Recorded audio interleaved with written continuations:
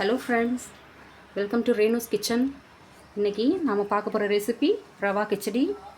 அதுக்கு தேவையான பொருட்கள்லாம் என்னென்னு பார்த்துடலாங்களா? தேவையான எண்ணெய், வெங்காயம் வந்து ஒரு 2 வெங்காயம், நான் பெரிய வெங்காயமாக 2 வெங்காயம் எடுத்துக்கிட்டேன்.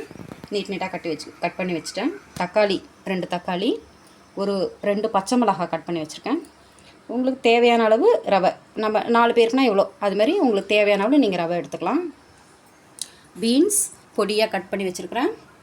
கேரட், கேப்சிகம் எல்லாமே ஒரு பெரிய கேரட் எடுத்துக்கிட்டேன், ஒரு கேப்சிகம் எடுத்துக்கிட்டேன். இஞ்சி பூண்டு வந்து பேஸ்ட்டாக இல்லாமல் நான் துருவி வச்சுருக்கேன். இது மாதிரி போடுறப்ப உங்களுக்கு டேஸ்ட் அதிகமாக கிடைக்கும். பேஸ்ட்டில் வந்து அவ்வளோ இது கிடைக்காது. இது மாதிரி போடுறப்ப நம்ம சாப்பிட்றப்ப நம்ம அந்த சூ பண்ணுறப்ப நல்லா இதாக இருக்கும், டேஸ்ட்டாக இருக்கும். கருவேப்பிலை, மல்லி, தேவையான அளவு உப்பு. இப்போ கொஞ்சமாக ஆயில் சேர்த்து ரவையை லைட்டாக வறுத்து எடுத்துக்கலாம். அதிகமாக வறுக்கக்கூடாது, மிதமான சூட்டில் வச்சு.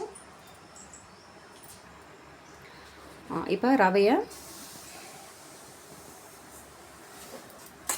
அதில் போட்டு மிதமான தீயில் நம்ம லைட்டாக வறுத்து எடுத்துக்கலாம்.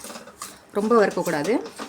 கிச்சடின்றப்ப கொஞ்சம் சாஃப்டாகவும் இருக்கணும் இல்லைங்களா, அதனால் மெதுவாக லைட்டாக மிதமான தீயில் வறுத்து எடுத்துக்கலாம். ஃப்ரெண்ட்ஸ், இப்போ பாருங்கள், மிதமான சூட்டில் லைட்டாக வறுத்து எடுத்துக்கிட்டோம் ரவையை. இப்போ இது ஒரு பாத்திரத்தில் நம்ம ட்ரான்ஸ்ஃபர் பண்ணிடலாம்.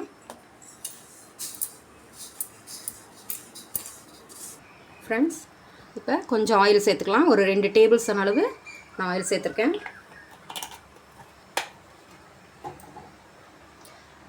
எண்ணெய் காஞ்சிட்ருக்கு. காஞ்சதும்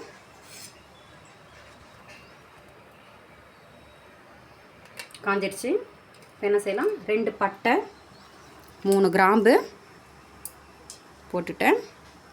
அதோட கொஞ்சம் பெருஞ்சீரகம் ஆட் பண்ணிக்கலாம்.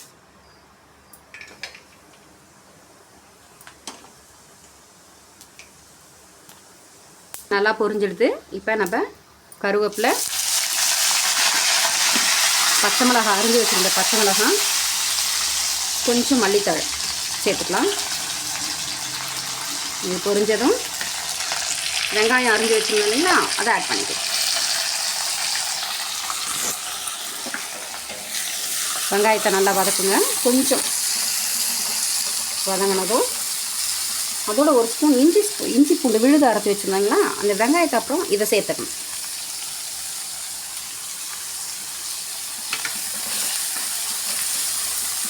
முதலையே இஞ்சி பூண்டு சேர்த்துட்டிங்கன்னா எண்ணெயில் வந்து அது தீஞ்ச மாதிரி ஆகிடும். அதனால் நம்ம வெங்காயத்தை போட்டதுக்கப்புறம் தான் இஞ்சி பூண்டு விழுத போடணும்.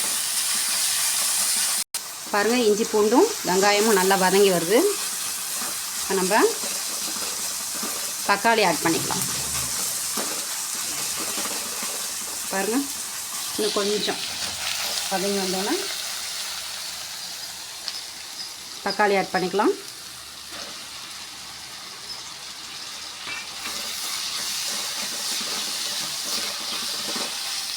ஃப்ரெண்ட்ஸ், தக்காளி போட்டதுக்கப்புறம் கொஞ்சமாக உப்பு போட்டு வதக்குனாக்கா கொஞ்சம் சீக்கிரமாக தக்காளியும் வெங்காயம் வதங்கிடும். பாருங்கள், நல்லா கொஞ்சம் வதங்கிட்டே இருக்குது. இந்த நேரத்தில் நம்ம பாருங்கள் வதங்கிடுச்சுங்களா கொஞ்சம். இந்த நேரத்தில் நம்ம பீன்ஸ் கட் பண்ணி வச்சுருந்த பீன்ஸ் சேர்த்துக்கலாம்.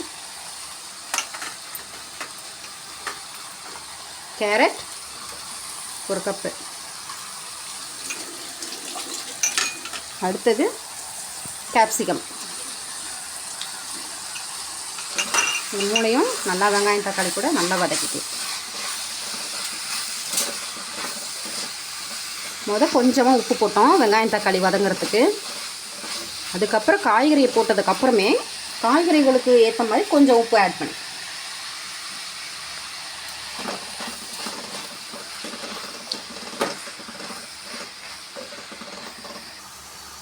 இப்போ காய்கறிங்களாம் வதங்கிட்டுருக்குது.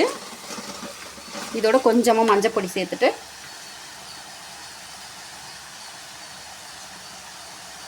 கிச்சடிக்கு ஒரு 1/2 ஸ்பூன் மஞ்சள் பொடி சேர்த்துக்கிட்டா தான் நான் கொஞ்சம் கலராக இருக்கும். லைட்டாக ரொம்ப மஞ்சள் பொடி சேர்க்க வேணாம், திட்டமான அளவு சேர்த்துக்கோங்க. நல்லா வதங்கிட்டுருக்கு. இப்போ நம்ம கொஞ்சம் மூடி வச்சிடலாம். மூடி வச்சா சீக்கிரமாக வதங்கிடும். Okay friends. ஃப்ரெண்ட்ஸ் இப்போ பாருங்கள், மூடி வச்சுருந்தோம் இல்லைங்களா, நல்லா வதங்கிடுச்சு காய். இப்போ இது நம்ம கிச்சடிக்கு தேவையான அளவு ரவை எவ்வளோ வச்சுருக்கோமோ அதை விட ஒரு 3 மடங்கு தண்ணி நம்ம ஊற்றிக்கலாம். ஒரு 2 கப் ரவை அப்படின்னாக்கா அதுக்கு ஒரு 4 கப் 5 கப் தண்ணி நம்ம ஊற்றிக்கிட்டோம்னா கொஞ்சம் கெட்டியாக வராமல் தளதளன்னு வந்தால் தான் நல்லாயிருக்கும் கிச்சடி. இருங்க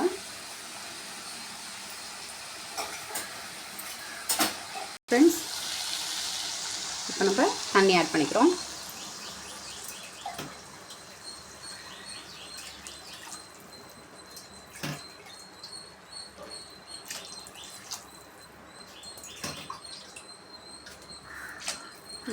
இதில் 4 டம்ளர் தண்ணி நான் ஆட் பண்ணியிருக்கேன். தண்ணி ஆட் பண்ணதுக்கப்புறம் ரவை உப்புமா கிச்சடிக்கு தேவையான அளவு உப்பை ஆட் பண்ணிவிட்டு நம்ம ஒரு கிளறி விட்டுட்டு மூடி வச்சிடலாம். நல்லா ஃப்ரெண்ட்ஸ் 5 நிமிஷம் ஆயிடுச்சு. இதை பாருங்கள், கொதிக்க ஆரம்பிச்சிருச்சு. ஃப்ரெண்ட்ஸ் நல்லா கொதிச்சிடுச்சு, காய்கறியெல்லாம் கொஞ்சம் வெந்துடுது. இப்போ நம்ம ரவையை ஆட் பண்ணிடலாம்.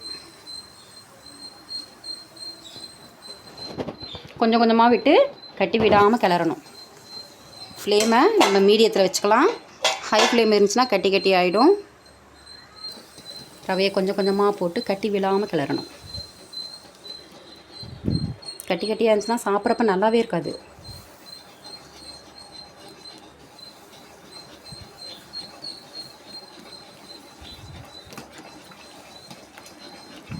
பாருங்கள்,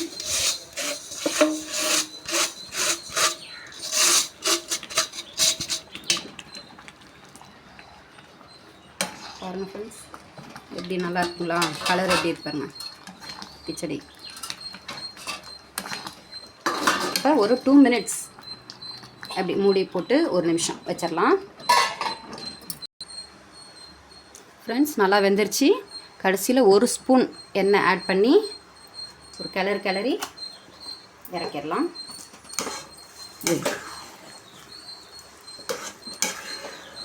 இது கிளறப்பவே நம்ம கொஞ்சம் அரிஞ்சு வச்சுருந்த மல்லித்தலையை தூவிடலாம்.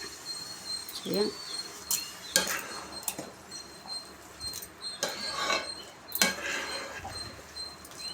ரெடி ஆயிடுச்சு ஃப்ரெண்ட்ஸ். ரவா கிச்சடி ரெடி.